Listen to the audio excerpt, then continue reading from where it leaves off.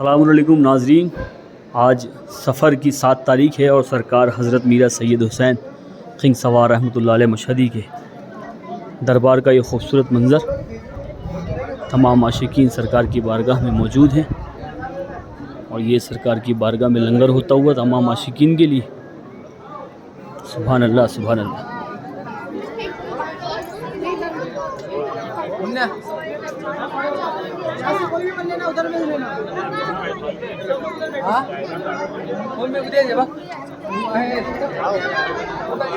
सरकार मीरा साहब इन तमाम आशिकीन की जायज़ दुआओं को कबूल व मकबूल फरमाएँ, हर बला परेशानी से महफूज रखें, अपने दामन की पनाह में रखें। और परवरदिगार आलम सरकार मीरा सैयद हुसैन खिंग सवार रहमतुल्लाह अलैह मशहदी के सदक़े में इन तमाम आशिकीन को भी तौफ़ीक़ इनायत फरमाएँ कि ये भी इसी तरह सरकार की बारगाह में नज़र व नियाज़ करते रहें।